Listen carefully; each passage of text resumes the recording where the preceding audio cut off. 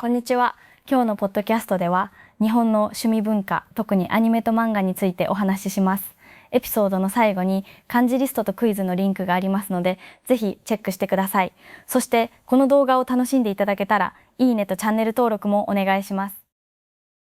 日本ではアニメは子供から大人まで多くの人に愛されています。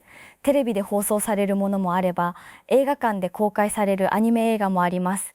有名なスタジオでは美しい映像と感動的な物語を作っています。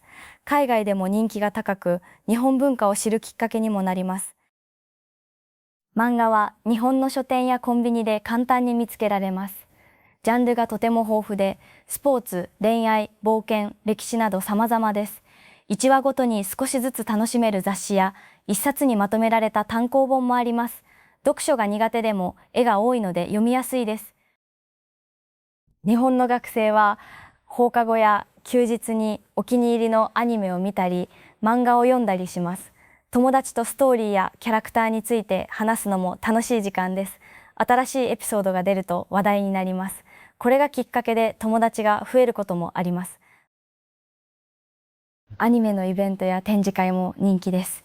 特に新作映画の公開や記念イベントでは多くのファンが集まります。声優さんのトークショーや限定グッズの販売もあり、特別な体験ができます。ファン同士で交流できるのも魅力の一つです。漫画喫茶は漫画好きにとって天国のような場所です。何千冊もの漫画が揃っていて、好きなだけ読めます。飲み物や軽食も注文できるので、ゆっくり過ごせます。24時間営業の店もあり、夜中に行く人もいます。最近ではスマートフォンやタブレットで漫画を読む人も増えています。電子書籍アプリを使えば好きな作品をいつでもどこでも読めます。海外からでも日本の最新漫画を読むことができるのも便利です。アニメショップではフィギュアやポスター、T シャツなどのグッズが売られています。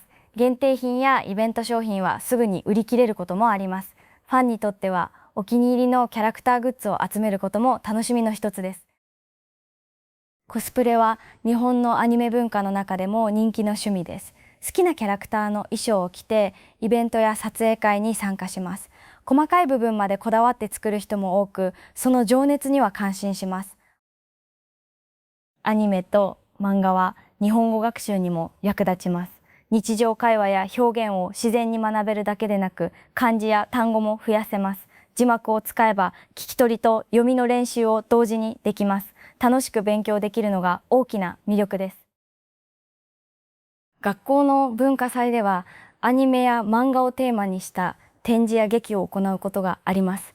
生徒たちが好きな作品をもとにオリジナルの演劇やイラストを作り、来場者に披露します。文化祭は学生生活の思い出にもなります。日本では深夜に放送されるアニメも多いです。録画して休日にまとめて見る人もいます。アニメ専門チャンネルもあり、昔の名作や最新作を一日中楽しむことができます。漫画の作者、つまり漫画家はとても忙しい仕事です。週刊誌に連載している場合、毎週新しい話を書かなくてはいけません。それでも多くの漫画家は自分の物語や世界を読者に届けるために努力を続けています。アニメ制作も大変です。原画や背景、美しい音楽や声優の演技が合わさって作品が完成します。一つのアニメを作るために何十人ものスタッフが関わります。完成までには長い時間と努力が必要です。日本ではアニメや漫画の原作が映画やドラマになることも多いです。逆に映画や小説が漫画化されることもあります。こうして新しいファンが増え、作品の世界が広がっていきます。海外では日本のアニメや漫画を通して日本語や文化に興味を持つ人が増えています。イベントやオンラインコミュニティで世界中のファンが交流しています。共通の趣味を通じて国境を越えた友情が生まれます。アニメや漫画の人気は観光にも影響しています。聖地巡礼と呼ばれる作品の舞台になった場所を訪れる旅行が人気です。実際の場所を歩くと物語の世界に入ったような気分になります。最近は短いアニメ動画や漫画を SNS で楽しむ人も多くなっています。無料で見られるコンテンツも多く気軽に楽しめます。これをきっかけに長編作品に興味を持つ人もいます。